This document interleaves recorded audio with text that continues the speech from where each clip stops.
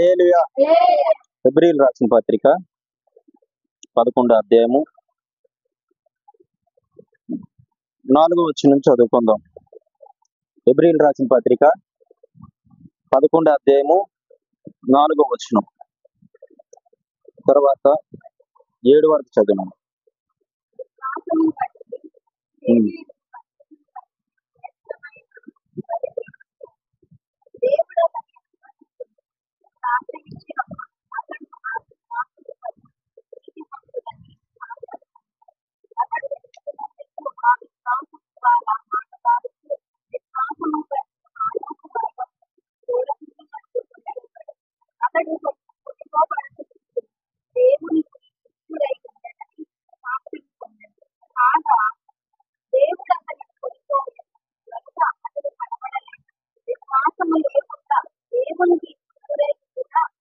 అసాధ్యము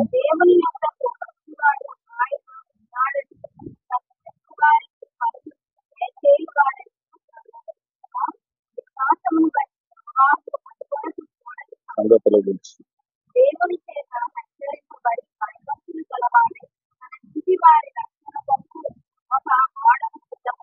హల్లెలూయా. హల్లెలూయా. అపోస్తలుడైన పౌలు హెబ్రీ సంఘానికి హెబ్రీలో రాసిన పత్రికలో తెలియజేస్తున్నట్లు మన జీవితంలో అన్నిటికంటే ప్రాముఖ్యమైనది ఏంటంటే విశ్వాసం. ఏంటి చెప్పనా? విశ్వాసం. అన్నిటికంటే ప్రాముఖ్యమైనది గొప్పది ఏంటంటే విశ్వాసము. విశ్వాసం లేకుండా దేవుని చేతిలో ఇష్టడే ఉండుట అసాధ్యం. అంటే ఇష్టమైన మనిషిగా ఉండుట అసాధ్యం. నీలో విశ్వాసం ఉంటే గొప్ప గొప్ప కార్యాలు చూస్తావు, గొప్ప గొప్ప మేలులు చూస్తావు, గొప్ప గొప్ప అద్భుతాలు చూడగలుగుతావు. విశ్వాసం లేకుండా ఏదో ప్రభు దగ్గరికి వస్తున్నాను వెళ్ళిపోతున్నాను అని ఉంటే గనక విశ్వాసం ఏమాత్రం ఉండదు. ప్రభు దగ్గరికి వస్తూ పోతూ ఉన్నవారి మన జీవితంలో ఏముండాలంటే విశ్వాసం ఉండాలి. హల్లెలూయా. విశ్వాసం లేకుండా ప్రభువు దగ్గర రావడం అసాధ్యం. ప్రభువు దగ్గర మాట్లాడడం కూడా అసాధ్యమే. నువ్వు విశ్వాసాన్ని బట్టి వచ్చావు, అవునా కదా? నేను విశ్వాసాన్ని బట్టి వచ్చాను, మీరు విశ్వాసాన్ని బట్టి వచ్చాను. మీలో నిజమైనటువంటి విశ్వాసం గనక ఉంటే ఎలాంటి కార్యాలు చూస్తారంటే అసాధ్యమైన కార్యాలు. అంటే ఇంకా దానివల్ల నాకు ఏ ఉపయోగం లేదు, ఇంకా అవి నేను చూడలేనేమో అన్నటువంటి అసాధ్యమైన కార్యాలు కూడా సాధ్యం చేసి చూపించగలడు దేవుడు. హల్లెలూయా. హల్లెలూయా. దీనివల్ల ఇప్పుడు మీకు అర్థమైన రీతిలో చెప్తాను. ఇప్పుడు ఒక బండి కొనుక్కోవాలనుకుంటున్నావు అనుకో, నువ్వు కొనుక్కోవడానికి స్తోమత లేదు. అయినప్పటికీ నువ్వు హృదయపూర్వకంగా విశ్వాసం ఉంచితే ఏం జరుగుతుందంటే ఖచ్చితంగా నీకు అది దేవుడు నీకే ఇస్తాడు. హల్లెలూయా. మన రాజమండ్రిలో వచ్చి వస్తూ ఉంటే కారు తోలుకొని వస్తున్నాను. కారు తోలుకుంటూ వస్తూ నేను అనుకున్న మనసులోని, ప్రభువా నేను కూడా కారు కొనుక్కొని ఇలాగా సువార్తకి వెళ్ళాలయ్యా, నీ వాక్యం నేను ప్రకటించాలని ఆశతో ఉన్నాను, ఆసక్తితో ఉన్నానని హృదయంలో విశ్వసించాను అన్నమాట. చెప్పలేదు బయటికి. ఆ పాస్టర్ గారు ఉన్నారు పక్కనే, కానీ చెప్పలేదు. నేను బయటికి చెప్పలేదు. నేను తోలుకుంటూ వస్తూ ఉంటే వాళ్ళిద్దరు పడుకుని పోయారు. నేను తోలుకుంటూ వస్తున్నాను అని హైవేలు అనుకుంటున్నాను, ప్రభువా నా దేవా నేను ఇలాంటి కారు కొనుక్కొని నన్ను మీటింగ్స్ పిలుస్తారు కదా, నేను వెళ్ళాలి, దేవుని యొక్క వాక్యాన్ని ప్రకటించాలి. కారులో వెళ్ళి ఎవరితోని? మా ఫ్యామిలీతోని. హల్లెలూయా. వెళ్ళి ప్రకటించాలి ఆశతో ఉన్నాను. అప్పుడు అక్కడ దింపేసి వస్తున్నాను అన్నమాట. వస్తూ మా ఇంటికాడికి వచ్చి పడుకున్నాను. మధ్యాహ్నం నిద్రలే. దేవుడి దర్శనంలో కనబడుతున్నాడు, నీ కారు ఇస్తాను, నువ్వు ఇలాగే సువార్త చేస్తావు. చప్పట్లు కొట్టి గట్టిగా హల్లెలూయా. దేవుడు నేను ఆశపడడం ఏంటి, దేవుడు చూపించడం ఏంటి, మాట్లాడడం ఏంటి, ఎంత అద్భుతం చూడండి. అంటే నాలో ఉన్న విశ్వాసాన్ని ఆయన ఏం చేశాడు? చూశాడు. ఎప్పటికైనా నాకుంది విశ్వాసం, ఎప్పటికైనా నేను కారులో తిరిగి పరిచయం చేస్తాను. హల్లెలూయా. ఆ విశ్వాసం నాలో ఉంది. పిలిచిన వాడు నమ్మదగిన వాడు. అంతే. పిలిచిన దేవుడు ఎలాంటి వాడు? నమ్మదగిన వాడు, నమ్మకమైన వాడు పిలిచాడు. ఎప్పటికైనా నేను ఆ స్థితిలో ఉంటాను, ఆ పరిస్థితిలో ఉంటాను, ఆ మేలులు ఆశీర్వాదాన్ని పొందుకుంటానని విశ్వాసంతో నిన్నాను కాబట్టి దేవుడు ఖచ్చితంగా ఆ విశ్వాసాన్ని బట్టి నాకు కార్యం చేయగలుగుతాడు. హల్లెలూయా. హల్లెలూయా. ఇక్కడ చూడండి 4వ వచనం, విశ్వాసం బట్టి హేబేలు కయ్యని కంటే శ్రేష్టమైన బలి దేవునికి అర్పించెను. అంటే అర్థం ఏంటంటే దేవుడు ఉన్నాడని నమ్మాడు హేబేలు. దేవుడు ఉన్నాడు, నన్ను చూస్తున్నాడు, నేనేం చేస్తున్నా చూస్తున్నాడు, నేనేం చెప్పినా చూస్తున్నాడు, నేను కూర్చుండుట ఆయనకు తెలుసు, నేను నేర్చుట ఆయనకు తెలుసు, నేను పరిగెత్తుట ఆయనకు తెలుసు, నేను ఏ పని చేసినా ఆయనకు తెలుసు. మనం ఈ విధంగా విశ్వాసంతో ఉండాలంటే ప్రతి విషయం దేవుడికి తెలియకుండా ఏది లేదు. గమనించి నువ్వేం చేస్తున్నావు దేవుడికి తెలుసు, నువ్వు ఎలా తిరుగుతున్నావు దేవుడికి తెలుసు, నువ్వు ఎలా జీవిస్తున్నావు దేవుడికి తెలుసు, నువ్వు ఎలా బ్రతుకుతున్నావు దేవుడికి తెలుసు, ఎలాగా నీ మాటల విధానం ఎలాగుందో తెలుసు, నీ బ్రతుకు విధానం ఎలాగుందో తెలుసు. ప్రతి సమస్తాన్ని ఎరిగినటువంటి దేవుడు యేసు క్రీస్తు ప్రభు. హల్లెలూయా. హేబెల్లో మనం అనుకోవాలి, మన జీవితం అంతా ప్రభు చేతిలో ఉంది. ఎవరి చేతిలో ఉంది? ప్రభు చేతిలో ఉంది. కాబట్టి ఆయన నడిపించే విధానంగా నడాలి. అంతే తప్ప నీ ఇష్టానుసారంగా నడవడానికి దేవుడికి మంచి బ్రతుకోవాలా, నీ ఇష్టానుసారంగా జీవించడానికి దేవుడికి మంచి బ్రతుకోవాలా. నువ్వేం చేయాలంటే, నన్ను చూస్తున్న దేవుడు నమ్మదగిన వాడు అన్నాడు ఆయన. ఏదే నమ్మాడు, నన్ను చూస్తున్న దేవుడు గొప్పవాడు చూస్తున్నాడు అని చెప్పి భయపడి ఏం చేశాడో తెలుసా? ఈ హేబేలు ఏం చేసేవాడు అంటే గొర్రెలు కాపరి అనమాట. హేబేలు ఏం కాపరి? గొర్రెలు కాచుకునేవాడు. కయ్యేను భూమిని సేద్యపరిచేవాడు. వాళ్ళిద్దరు అన్నదమ్ములు అనమాట. వాళ్ళిద్దరు అన్నదమ్ములు. ఈ కయ్యేను అంటే పెద్దోడు, అంటే హేబేలు వాళ్ళ అన్న అనమాట. ఈ హేబేలు కయ్యేనుకు తమ్ముడు అనమాట. అయితే వీళ్ళిద్దరూ భూమిని సేద్యపరిచేవాడు కయ్యేను, గొర్రెలు కాచుకునేవాడు హేబేలు. ఈ హేబేలు ఏం చేశాడంటే, నన్ను దేవుడు చూస్తున్నాడు, నన్ను దేవుడు లెక్క అప్పగించాలి, దేవుడు నన్ను చూస్తున్నాడు కాబట్టి నేనేం చేయాలి? శ్రేష్టమైనదే తీసుకెళ్ళాలి దేవుడికి. హల్లెలూయా. శ్రేష్టమైనదే దేవుడికి ఇవ్వాలి, శ్రేష్టమైనదే దేవుడికి పట్టుకెళ్ళాలి ఆలోచించి ఆ గొర్రెల మందలోనే తొలిచూలుగా పుట్టిన ఒక గొర్రెపిల్లని తీసుకెళ్లి దేవుని పాదాల యొద్ద పెట్టాడు. హల్లెలూయా. వెంటనే తన అర్పణ ఏం చేశాడంటే దేవుడు తీసుకున్నాడు. హల్లెలూయా. హల్లెలూయా. అర్పించిందని ఏం చేసుకున్నాడు? తీసుకున్నాడు. తర్వాత కయ్యను వచ్చాడు. కయ్యను ఏం చేస్తున్నాడు? భూమిని సేద్యపరచడం, అంటే భూమిని దున్నడం, దాని మీద వచ్చిన కష్టాన్ని దేవుడికి ఇవ్వడం. ఈ కయ్యనికి సపోజ్ మన మన ఆలోచనలో కయ్యనికి ఒక మనం అనుకుందాం, ఒక 50,000 వచ్చింది భూమి సేద్యపరిచిట్లు ఏమొచ్చింది? ఒక 50,000 వచ్చింది అనుకుందాం. ఎట్లనా? 50,000 వచ్చింది. 50,000 వచ్చిన దగ్గర కయ్యని ఎంత తీయాలి? అప్పుడు కానుకు 5,000 తీయాలి. 5,000 తీయాలా లేదా? 5,000 తీసుకొచ్చి దేవుని సన్నిధికి ఇవ్వాలా లేదా? కానీ కయ్యని ఏం చేశాడంటే, తన మనసు ఎలాగుందంటే అందులోని 2,500 తెచ్చాడు. 2,500 నొక్కేశాడు.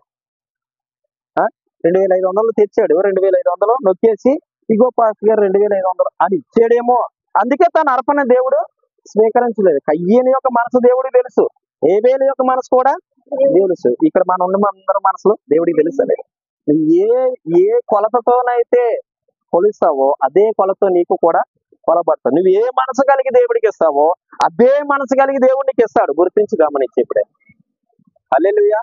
నా జీవితంలో అయితే ప్రతి విషయంలో నేను అప్పు తెచ్చుకున్నా, నాకు ఏ విధంగా ధనం కలిసి వచ్చినా, నాకు ఏ వాహనం కొనుక్కున్నా, లేదంటే ఏ చెప్పులు కొనుక్కున్నా, ఏది కొనుక్కున్నా ముందు దాంట్లోని దశంభాగం తీసుకొచ్చి దేవుడికి అర్పించేవాడిని. హల్లెలూయా. అర్పించేవాడిని. అర్పిస్తే మా సేవకుడు ఏం చేసేవాడు? దాన్ని ప్రార్థించి దీవించేవాడు. హల్లెలూయా. అలాగే నేను అభివృద్ధి చెందగలిగాను. మీ జీవితంలో ఎంతైతే కష్టపడుతున్నారో ఆ కష్టార్జితం ఏం చేయాలో తెలుసా? దేవుని పాదాల వద్ద పడతాను. అపోస్తుల కార్యములు 2వ అధ్యాయం 42, 43, 44, 45 వచనాలు కింద చదివితే 46 వచనాల కిందకి అపోస్తులట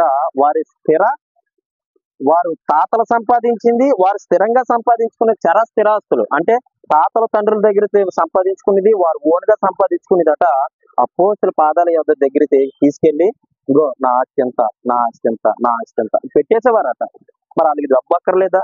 ధనం అక్కర్లేదా? కానీ ఎందుకు పెట్టేసేవారు అంటే, వారు అపోస్తుల బోధ యందు దేవుడు మాట విన్నారు, దేవుడు మాట ప్రకారం జీవించారు. ఈ రోజు దేవుడు హెచ్చరించి మాట్లాడినా సరే మనం ఏం చేస్తామంటే ఒక 10 దగ్గర నమ్మకం ఉంటాం.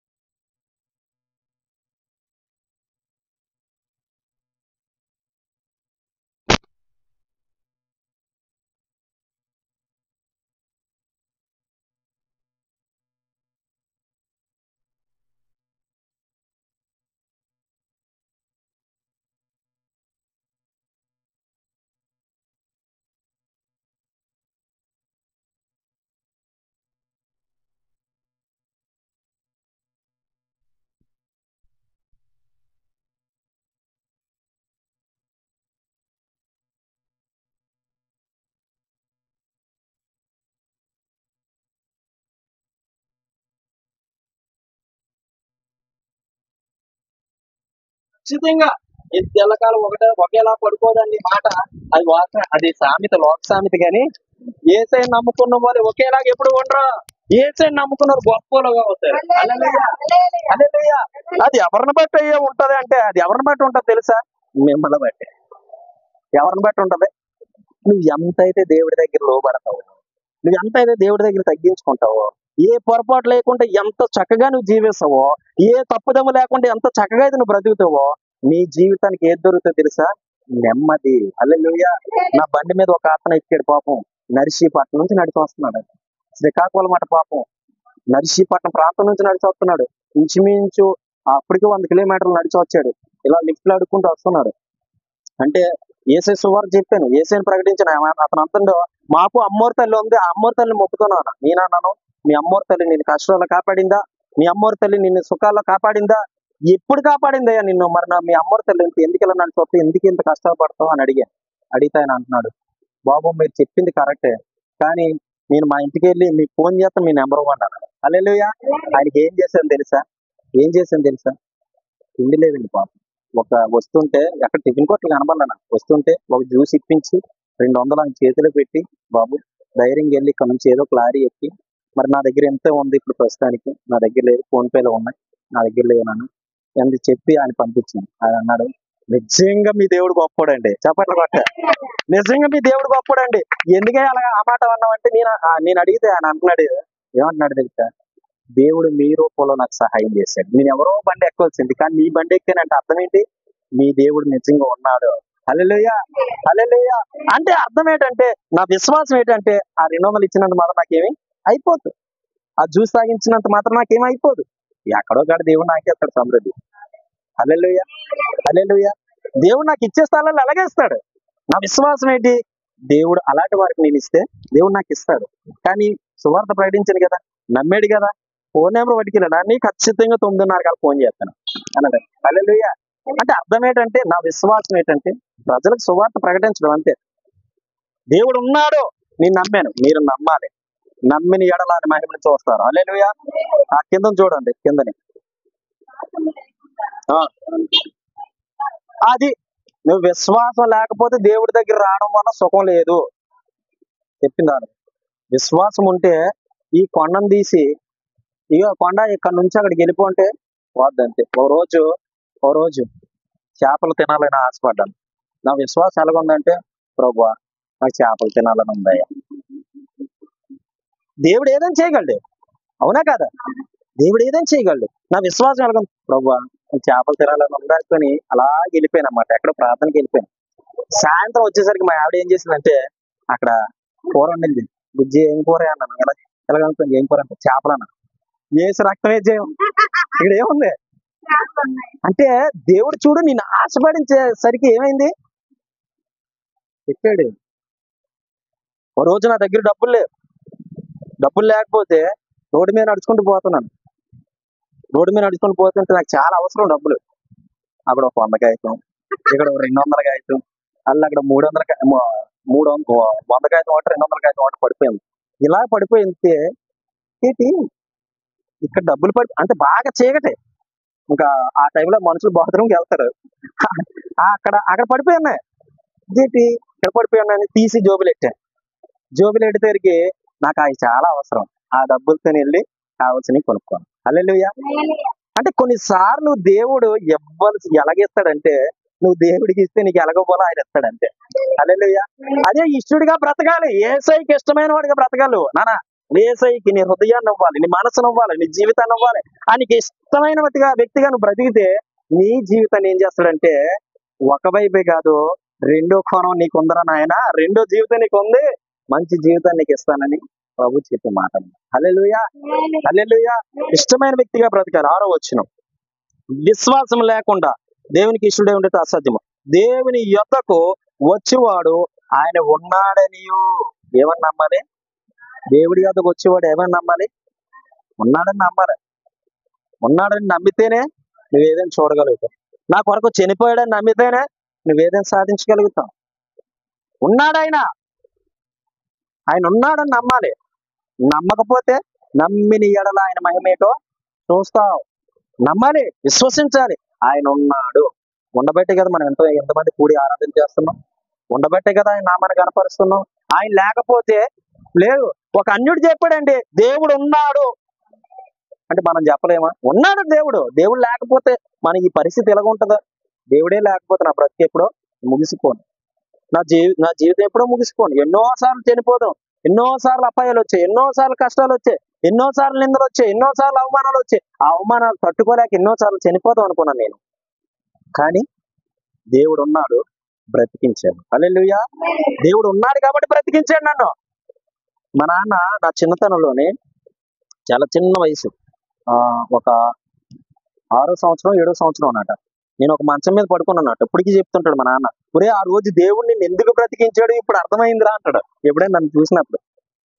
ఏ నాన్న అంటే, నీ చిన్నతనంలోని ఒక మంచం మీద పడుకోబెడితేట ఒక దయ్యం, మా నాన్న ఎక్కువ ఫాస్టింగ్స్ ఉండేవాడు అన్నమాట. ఆయనకి క్లారిటీ కనబడిపోయేది. మా నాన్న చెప్పాడు అన్నమాట, ఒక దయ్యం నీ మీదకి వచ్చి నిన్ను అటాక్ చేసిందిరా, నీ మీద ఇలాగా పడుకుంటే ఆ మంచం మీద నుంచి అట కింద పడిపోయినట్టు, కిక్కుమని పడిపోయినట్టు, చిన్న పిల్లవాడిని కిక్కుమని పడిపోయినట్ట. పడిపోతాడికి మా నాన్న వెంటనే లేచి ఇలా నన్ను తీసుకొని ఇలాగా మోకాలేసి వెంటనే ప్రార్థన చేసేసరికి ఉదయానికి ఆ దయ్యం విడిచి వెళ్ళిపోయాట. మా పక్క ఒక ఊర్లోనే ఒక అబ్బాయిని కనిపిస్తుంది. అది దర్శనంలో చూస్తున్నాడట మా నాన్న. చూస్తూ ప్రార్థన చేస్తున్నాడట. చూస్తూ ఏం చేస్తున్నాడు? అప్పుడు మా నాన్న అన్నాడు, ఇందుకొరకేరా దేవుని నేను బ్రతికించింది. నువ్వు సేవ చేయాలని దేవుని చిత్తమరా, నువ్వు సేవ చేయాలని దేవుని యొక్క ఆలోచనరా, అందుకే దేవుడు నేను బ్రతికించాడు. అందుకే దేవుడు నిన్ను బ్రతికించాడు.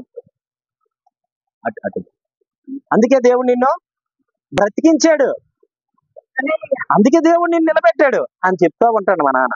ఒకసారి ఏట్లో చేపలకి వెళ్తున్నామా, నాకు దేవుడిని ఎరక్కముందు చేపలకి వెళ్తుంటే విపరీతమైన ఏరు పొంగిపోతూ ఉంటే ఆ రోజు ఎవరో చనిపోయారు. ఆ పబ్బరికి వెళ్తున్నాను. మా మేనమామ ఏం చేశాడు, ఇంత లాగుంటాడు మా అక్కలాని లాగుంటే ఆ వెళ్ళి ఇలా అంటే అడిగేయడానికి కూడా ఇలా అడిగి తీసి అడిగేస్తే ఇడిచిపోద్ది అనమాట.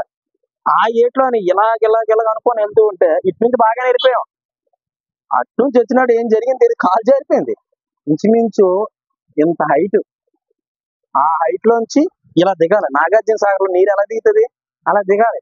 ఆ నీరు ఇలా పడేసరికి నేను ఆ వరదలు కొట్టుకుపోతే ఆ వరదలో ఏమైపోయి నాకు తెలియదు. మా నాన్న నా మీద దూకేసి అంత దూరం వెళ్ళిపోయిన తర్వాత అక్కడ నన్ను పైకి తీసుకొచ్చి పొట్టలో ఇలాగ నొక్కి నీళ్ళు వాటర్ అంతా తీసేసి ఆ రోజు బ్రతికాను. ఆ రోజు చనిపోతాను. హల్లెలూయా. ఇలా ఎన్నో సందర్భాలు నేను చనిపోయినాను బ్రతికించాడంటే ఆయన ఉన్నాడని నమ్మాను గనక. హల్లెలూయా. ఇప్పటికీ ఎన్నో బాధలు వచ్చినాయి, ఎన్ని సమస్యలు వచ్చినా, ప్రభువా నువ్వు నాతో ఉన్నావు. హల్లెలూయా. నువ్వు నాలో ఉన్నావు, అందుకే నిన్ను నిజంగా నమ్ముతున్నాను ప్రభువా అని విశ్వసించాను. కాబట్టి మనం దేవుడు ఉన్నాడని నమ్మాలి. ముందుగా దేవుడు ఉన్నాడని నమ్మాలి, విశ్వాసం ఉంచాలి. నమ్మకపోతే ఏ కార్యము చూడలేవు. నమ్మకపోతే నువ్వు ఏ కార్యము చూడలేవు. నమ్మాలి. ఇది నిజంగా నమ్మాలి, మామూలుగా నమ్మడం కాదు. అందరూ ఏసై నమ్ముతున్నా బావ అంటే నమ్ముతున్నానండి, ఏసై అంటే ఇష్టం అంటే ఇష్టమేనండి, ఏసై దగ్గరికి వస్తామంటే వస్తానండి, కానీ ఏసై మాత్రం నాకు ఆరోగ్యం ఇచ్చి వస్తానండి లేకపోతే రానండి. ఎంతమంది చెప్పలేదు ఇలాగా?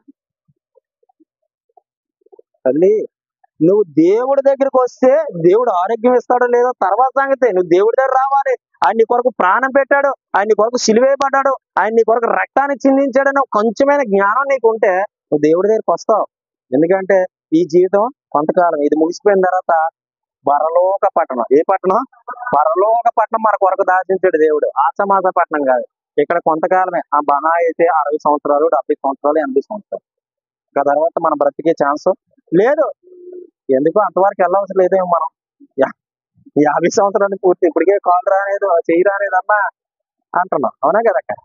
అంటే ఈ 60 సంవత్సరాలు 70 సంవత్సరాల వరకు బ్రతికే అవకాశం ఉంటే దేవుడు బ్రతికించుకుంటాడు, ఆ దేవుని చిత్తం. కానీ ఈ సంవత్సరాలన్నీ బ్రతికేసిన తర్వాత అసలైన జీవితం ఎక్కడ ఉందంటే పరలోకంలో ఉంది. అది పొందుకోవడానికి మాత్రం ప్రయాసపడు. భూమి మీద ఏది శాశ్వతం కాదు, భూమి మీద ఏది మంచి కాదు, ఉన్నదంతా వ్యర్థము. ప్రసంగి చెప్తాడు కదా, అంత వ్యర్థమే. ఒకడు సంపాదించినా వ్యర్థమే, ఒకడు పోగు పెట్టుకున్నా వ్యర్థమే, ఒకడు ఏది కలిగి ఉన్నా వ్యర్థమే. కార్లు కలిగి ఉన్నాయి, బంగ్లాలు కలిగి ఉన్నాయి, ఆస్తులు కలిగి ఉన్నాయి, అంతస్తు కలిగి ఉన్నాయి, వజ్రాలు కలిగి ఉన్నాయి, వైడూర్యాలు కలిగి ఉన్నాయి, ఏది కలిగి ఉన్నా కానీ దేవుని దృష్టిలో అంతా వ్యర్థమే. అందుకే దేవుడు అంటాడు కదా, సిరి సంపద గనులు నా చేతిలో ఉన్నాయి, ముందు నన్ను నమ్మండి. అందుకే నా నీతిని నా రాజ్యాన్ని మొదట వెతుకుడు, ఆ తర్వాత నీకేం కావాలి అక్క అడుగు, ఏం కావాలి అడుగు, అప్పుడు ఆయన నీకు ఇస్తాడు. హల్లెలూయా. ఆ కింద మాటలు చూడండి, 7వ మాట. ఆ,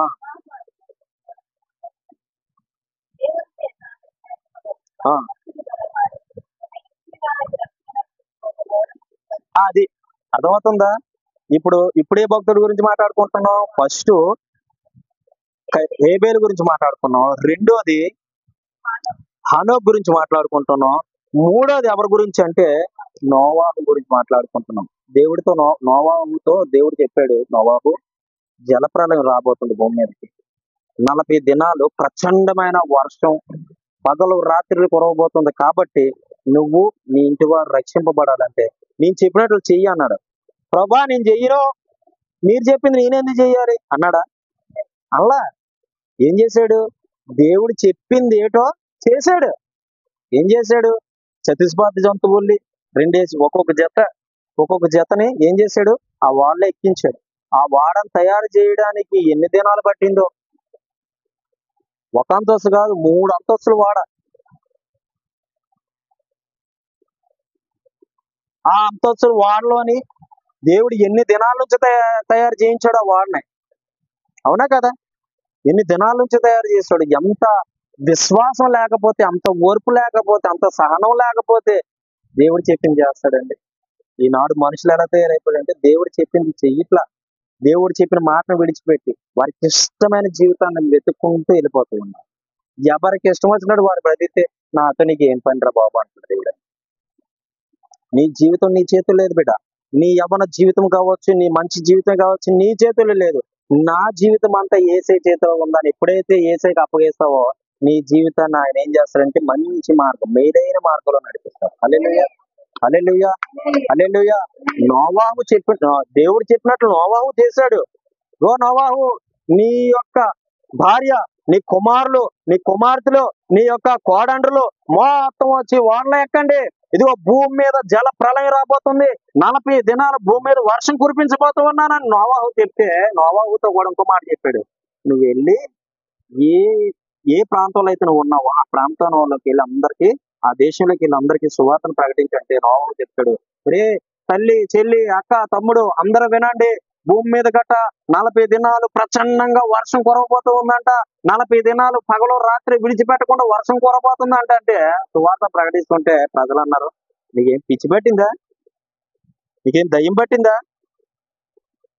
అక్క నిన్ను కాదు, పిచ్చి పట్టింది ఏట్రా, ఎందుకు ఎలా ప్రకటిస్తున్నా వెళ్ళబా అని ఎంతో మంది, కొన్ని వేల మంది ప్రణయించారు. ఎవ్వడో నేను లాక్కున్నాను. అయినా సరే చెప్తున్నాడు, వినండి అమ్మా, దేవుడు చెప్పాడు నాతోని, భూమి మీద వర్షం కురవబోతూ ఉంది, అది పగలు రాత్రి 40 దినాలు కురవబోతూ ఉంది, కాబట్టి నా మాట వినండి. మీరు నశించిపోవడం దేవునికి ఏమాత్రం ఇష్టం లేదు, మీరు నశించిపోవడం, మీరు పాడైపోవడం దేవునికి ఏమాత్రం ఇష్టం లేదు. రండమ్మా, నా మాట వినండి, నా మాట వినండి, నా మాట వినండి అని ఎంత మొత్తుకున్నాడో నోవాహు. ఈ రోజుల్లో ప్రతి ప్రాంతానికి వెళ్ళి చాలా మంది సేవకులు, చాలా మంది సువార్థికులు, చాలా మంది సేవకు సమర్పించుకున్న వాళ్ళు, ఇగో యేసయ్య మీ కొరకు ప్రాణం పెట్టాడు, మీ కొరకు రక్తాన్ని చిందించాడు, మీ కొరకు సిలువేయబడ్డాడు, రండి యేసయ్య దగ్గరికి, మీ పాపాలు క్షమించబడతాయి, మీరు చనిపోయిన తర్వాత పరలోకం ఉంటది, మీరు నిత్య రాజ్యానికి చేరగలుగుతారని సువార్తను ప్రకటిస్తూ ఉంటే ఆ యేసయ్యతో మా పని లేదు అని పోతా ఉన్నారు. ఇది వాస్తవం కాదా? ఇది నిజం కాదా? నిజం ఇది. యేసయ్య చనిపోయిన తర్వాత నీకు పరలోకాన్ని ఇచ్చే దేవుడు అని నమ్మితే గనక ఆయన మహిమను చూడగలుగుతాం. హల్లెలూయా. సువార్తను ప్రకటిస్తుంటే అడ్డగిస్తున్నారు, సువార్తను ప్రకటిస్తుంటే ఎటకారం అనుకుంటున్నారు, సువార్త ప్రకటిస్తుంటే దేవుడే లేడు అంటున్నారు, సువార్తను ప్రకటిస్తుంటే వీళ్ళు ఇష్టానుసారం మాట్లాడుతున్నారు అంటున్నారు, సువార్త ప్రకటిస్తుంటే ఇది మత మార్పిడి అంటున్నారు. ఇది మతం కాదు, ఇది ఒక మార్గం. అదే మార్గం అంటే నీతిగా నడిపించే మార్గము, సత్యమైన మార్గం. హల్లెలూయా. ఆనాడు నోవాహు ప్రకటించాడు, రే వినండ్రా నా మాట, నానా అన్నయ్య తమ్ముడు చెల్లి అక్క వినండి, భూమి మీదకి ప్రచండమైన వర్షం రాబోతుంది, ఇగో ఈ మొత్తం ఈ దేశం అంతా నాశనం అయిపోతా ఉంది, ఈ దేశం అంతా పాడైపోతా ఉంది, ఈ దేశం అంతా మునిగిపోతా ఉంది, నా మాట వినండి అని సువార్త ప్రకటిస్తే ఏం జరిగింది తెలుసా? ఒక్కడ వినలేదండి. ఒక్కడ వినకపోతే అప్పుడు చెప్పాడు దేవుడు, నోవాహు ధైర్యం ఉంది. ఇదిగో నువ్వు ఓడలోకి వెళ్ళు, నువ్వు ఓడలోకి వెళ్ళిపో. ఒకే ఒక తలుపు ఉంది, ఇరుమాని కిటికీలు ఉన్నాయి, ఒకే ఒక తలుపు ఉంది. ఆ తలుపు వేసుకుని నువ్వు ఓడలోకి వెళ్ళిపో, తాళము నేను వేస్తాను. ఏమన్నాడు? నువ్వు వెళ్ళిపో ఓడలోకి, నువ్వు వెళ్ళిపోయిన తర్వాత నేను తాళం వేస్తాను. తాళం వేసిన తర్వాత ఆ తాళం ఎవరి దగ్గర ఉంటది? హల్లెలూయా, హల్లెలూయా. పాపం నోవా చెప్పినప్పుడు ఎవరు వినలేదండి. ఈ రోజు ప్రజలు చెప్పినప్పుడు వినలేదు చూడు. ఆ రోజు నోవా చెప్తే అలా వినకపోతే ఏమేం చెప్తా, నోవా చెప్పినట్టే వర్షం స్టార్ట్ అయిపోయింది, చినుకులు స్టార్ట్ అయిపోయాయి, వర్షం కురవడం మొదలు పెట్టింది, వర్షం రావడం మొదలు పెట్టింది, వర్షం పడుతుంది. ఒక దినమా, 2 దినాలు, 3 దినాలు అలా పడుతూనే ఉందంట, ఆగలేదంట. పడుతూ ఉంటే కొండలు మునిగిపోతున్నాయి, ఇల్లులు మునిగిపోతున్నాయి, లోయలు మునిగిపోతున్నాయి, అడవులు మునిగిపోతున్నాయి, ఆ శిఖరాలు మునిగిపోతున్నాయి. అప్పుడు వచ్చి నోవాహుని అంటున్నారు, నోవాహు మమ్మల్ని క్షమించయ్యా, నోవాహు నీ మాట వినలేదయ్యా, నన్ను క్షమించయ్యా అనేసి ఆ కిటికీల దగ్గరికి వచ్చి అరుస్తూ ఉంటే నోవాహు అంటున్నాడు అట్లా లోపల నుంచి, చాలా నా చేతిలో, చాలా నా చేతులు లేదు.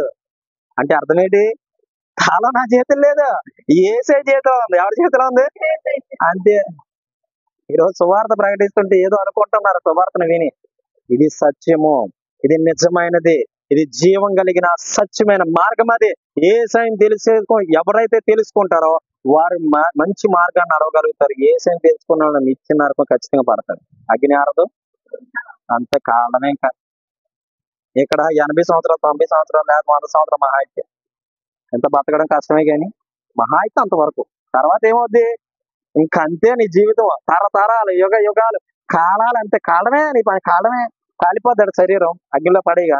ఈ శరీరం కాలిపోయిన తర్వాత బయటకు వస్తావట, మళ్ళీ ఇంకో శరీరం వస్తుంది, మళ్ళీ నువ్వు అగ్నిలో పడతావు, మళ్ళీ కాలుతూ ఉంటది, కొత్త శరీరం వస్తుంది, కాలుతూ ఉంటది, కొత్త శరీరం వస్తుంది, కాలుతూ ఉంటది, కొత్త శరీరం వస్తుంది. ఇదే పరిస్థితి. ఇంకా ఇక్కడ నీతి, యథార్థత, పరిశుద్ధత కలిగి ఎవడైతే జీవిస్తాడో వాడు తండ్రి దగ్గర కుడి పార్వశాన్ని కూర్చుంటాడు. హల్లెలూయా. నోవాహు చెప్తే వినకపోతే వాళ్ళ పరిస్థితి ఏమైందో తెలుసా? ఆ దేశంలో ఒక్కడు మిగలకుండా అందరం మునిగిపోయి చచ్చిపోయారు. కరోనా ఏమైంది? కరోనా వచ్చి ఏమైంది? ప్రజల్ని ప్రొక్కులేళ్లతో తీసి గాతల్లో పడేశారండి. ప్రొక్కులేళ్లతో తీసి గాతల్లో పడేస్తున్నారు. శవాల్ని కరెంట్ మిషన్లో పెట్టి కాల్చేశారు. ఎంతో కొన్ని వేల మంది అలా నశించిపోయారు. దేని వల్ల తెలుసా? మానవుడు మాట వినకపోవడం వల్ల. ఈ దినం మానవుడు నశించిపోవడం వల్ల దేవుని యొక్క ఉగ్రత భూమి మీదకి వచ్చింది. హల్లెలూయా. వినండి, ఇప్పటికైనా యూట్యూబ్ ఛానల్ ద్వారా వింటున్న ప్రతి ఒక్క బిడ్డకి చెప్తూ ఉన్నాను, నమ్మి యేసు క్రీస్తు నామమున బాప్తిసం పొంది యేసు క్రీస్తు నామమున మీరు గనుక మందిరానికి వెళ్ళి దేవుని యొక్క మాటలని మీ హృదయాలు, మీ జీవితాలు యేసయ్యకి సమర్పించినట్లయితే ఖచ్చితంగా నిత్య నరకంలోంచి తప్పించబడతారు, లేదంటే ఖచ్చితంగా నిత్య నరకంలో పడవేయబడతారు. ప్రియ సహోదరి సహోదరుడు, మీకు ఈ దినం దేవుడు చెప్తా ఉన్నాడు, దేవుని యందు విశ్వాసం కలిగి ముందుకు సాగిపోండి. నోవాహు సువార్త ప్రకటిస్తే ఎప్పుడూ వినకపోవడం వల్ల నశించిపోయారు. ఈనాడు గ్రామాల్లో, పట్టణాల్లో, పల్లెల్లో, దేశాల్లో, రాష్ట్రాల్లో సువార్త ప్రకటింపబడుతూ ఉంది. యూట్యూబ్ ఛానల్ ఒక అన్యుడా, లేకపోతే ఒక దేవుడు నమ్ముకోనేటువంటి వ్యక్తి యూట్యూబ్ ఛానల్ చూస్తున్నావా? యేసయ్య చెబుతూ ఉన్నాడు, నువ్వు నమ్మి బాప్తిసం పొందితే రక్షింపబడతావు, లేకపోతే శిక్షింపబడతావు. జాగ్రత్త. నీ బ్రతికి ఎలాగుంది, నీ జీవితం ఎలాగుంది, నీ జీవిత విధానం ఎలాగుంది, నీ పరిస్థితి ఎలాగుంది? ఈ భూమి మీద ఉన్నప్పుడు ఎంతైనా నువ్వు ఏం చేయాలని భూమి మీద నీతిగా, యథార్థంగా, పరిశుద్ధంగా జీవిస్తే ఖచ్చితంగా పరలోకాన్ని కొనుక్కోబడతావు. ఈ భూమి మీద జీవించినప్పుడు నీ శరీరాన్ని పాడు చేసుకొని, నీ మనసును పాడు చేసుకొని, నీ బుద్ధిని పాడు చేసుకొని, నీ ఆలోచన పాడు చేసుకొని, నీ నడవడికని పాడు చేసుకొని, నీ యవన జీవితాన్ని పాడు చేసుకుంటే గనక నిత్య నరకంలో ఎల్లరా బాబుని తోసేస్తాడు ఖచ్చితంగా. ఇంకా అక్కడ నీకు ఇక్కడ ఉంటది పాలు పంపులు. నా భర్త, మా తమ్ముడు, మా అన్నయ్య, మా రక్త సంబంధులు, మా చుట్టాలు, మా బంధువులు ఇక్కడ వరకే. అక్కడికి వెళ్ళిన తర్వాత నీకు ఎవరికి ఎవరో ఈ లోకంలో, చివరికి ఏసే పరలోకంలో. హల్లెలూయా. అందుకో భక్తుడు రాస్తారు, ఎవరికి ఎవరు ఈ లోకములో, చివరికి ఏసే పరలోకములో. ఎవరికి ఎవరు అంటే ఎవరికి ఎవరో తెలియదు. ఎవరికి ఏసే పరలోకంలో ఉంటాడు. ఆ ఏసైని చూసి ఆ ధనవంతుడు లాజరు అంటాడు, ఒక్క చిటికిని వేలుతోనైనా నీటి బొట్టుని నా మీద వెయ్యన్నా సరే, అక్కడ వాళ్ళు ఇక్కడ రాకూడదు, ఇక్కడ వాళ్ళు అక్కడికి. అలాంటి పరిస్థితి మనం తెచ్చుకోక ముందు దేవుడు హెచ్చరిస్తున్నాడు, మాట్లాడుతున్నాడు. విను, విశ్వాసం ఉంచు. నీ శరీరాన్ని, నీ జీవితాన్ని, నీ యొక్క అంతరంగాన్ని శుద్ధి చేసుకో. నీ జీవితం మార్చుకో. ఏసై దగ్గర రా. ఏసై జీవితానికి ఇవ్వి. ఏసైకి నీ బ్రతుకునివి. ఏసై నీ జీవితాన్ని ఇవి. ఏసై నీ కుటుంబాన్ని, నీ పరిస్థితిని మార్చి నేను ఒక మంచి వ్యక్తిగా తయారు చేసి తన ఆత్మతో నింపి వాడుకుంటాడు. హల్లెలూయా, హల్లెలూయా. మొదట ఎవరి కొరకు చెప్పుకున్నాం? హేబేల అర్పణ దేవుడు లక్ష్య పెట్టాడు విశ్వాసాన్ని బట్టి. రెండోది హానోకు మరణం చూడకుండా విశ్వాసాన్ని బట్టి దేవుడితో నడిచి వెళ్ళిపోయాడు. మూడోది నోవాహు. విశ్వాసం ఉంటేనే కదండి అంత వాడ చేయగలిగింది. విశ్వాసం ఉంటేనే కానీ దేవుడు సువార్త బడిపోయాడు. దేవుడు ఉన్నాడని ముందు నమ్మాడు నోవాహు. మరి మనం ఎందుకు నమ్మలేకపోతాం అంటే నమ్మరు చాలా మంది. ఇది సత్యం కాదనుకుంటున్నారు. ఇదే సత్యమైన మార్గం, ఇదే నిజమైన మార్గం, ఇదే జీవం కలిగిన మార్గం. నమ్మినట్లయితే దేవుని మహిమ చూస్తాం. హల్లెలూయా, హల్లెలూయా. కాబట్టి నమ్మండి, విశ్వసించండి, దేవుని యందు నమ్మకమైన వారిగా ఉండాలని ప్రభువు మిమ్మల్ని ప్రేమించి మాటలు తెలియజేస్తూ ఉన్నారు. ఆమేన్, హల్లెలూయా. దేవుడి మాటలు దీవించును గాక, దేవుడి మాటలు ఆశీర్వదించును గాక, దేవుడి మాటలు అభివృద్ధి చెందించును గాక. ఆమేన్. ప్రార్థన చేసుకోండి. కళ్ళు మూసుకోండి, కళ్ళు మూసుకోండి. మహాపరిశుద్ధుడు అయిన తండ్రి, పరలోకమందున్న ప్రభువా, ఘనమైన వాడా, గొప్ప దేవుడా, సర్వశక్తిమంతుడా, మీకు వందనాలు. ఇదిగో తండ్రి, నాయన నీ బిడ్డలు నాయన విని ఉన్నారు. విశ్వాసం వలన నాయన తండ్రి యేసయ్య నాడు పితరుల రాజ్యాలు జయించినట్లు నాయన వీరి జీవితాలు గొప్ప విశ్వాసాన్ని పుట్టించండి. వీరి జీవితాలు గొప్ప విశ్వాసాన్ని కలిగి జీవించడానికి సహాయం చేయండి. ఇదిగో ఆనోకైతే నాయన విశ్వాసం బట్టి నాయన మరణము చూడకుండా నాయన నిన్ను కలుసుకోగలిగాడయ్యా. మన విశ్వాసం ఉంటే ఎటువంటి గొప్ప కార్యాలను మేము చూడగలుగుతాం.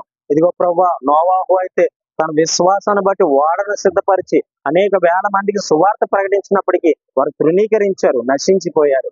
ఈనాడు నీ గ్రామాల్లోకి, పట్టణాల్లోకి, సిటీల్లోకి అయా నీ సువార్తను ప్రకటించినప్పటికీ కూడా ఎవరు వినట్లేదు అయ్యా. అయా నాయన తండ్రి, నమ్మి బాప్తీసం పొందిన వాడు రక్షింపబడతాడు, నమ్మని వానికి శిక్ష విధింపబడని నీ వాక్యం సెలవిచ్చుచున్నట్లు ఎవరైతే నమ్మి యేసయ్య నా కొరకు అందరి కొరకు ప్రాణం పెట్టాడని నమ్ముతారో వారందరూ నాయన తండ్రి ఈ రాజ్యంలో చేర్చబడుదురుగాక, గొప్ప కార్యం జరుగురుగాక. యేసయ్య వీరందరినీ మీరు జ్ఞాపకం చేసుకోండి. ఈ సువార్త యూట్యూబ్ ఛానల్ ద్వారా ఎంతమంది అయితే వింటూ ఉన్నారో నాయన ప్రతి ఒక్క కుటుంబాన్ని దీవించండి. ఇదిగో నీవు ఉన్నావని విశ్వసించి నమ్మి నాయన ముందుకు సాగిపోయే జీవితం దయచేయండి. ఇప్పుడు కుడి ఉన్న ప్రతి బిడ్డ నీతో నడివాలి. నీకు ఇచ్చే విషయంలో గాని, నీతో నడిచే విషయంలో గాని, నీ కొరకు నమ్మకంగా నిలబడే విషయంలో గాని తండ్రి వీరి జీవితాలు అద్భుతకరంగా వచ్చి నడిపించి మహిమ పొందమని కృతజ్ఞతాస్తుతులు చెల్లించుకుంటూ యేసయ్య నామమున ప్రార్థిస్తున్నాం తండ్రి. ఆమేన్.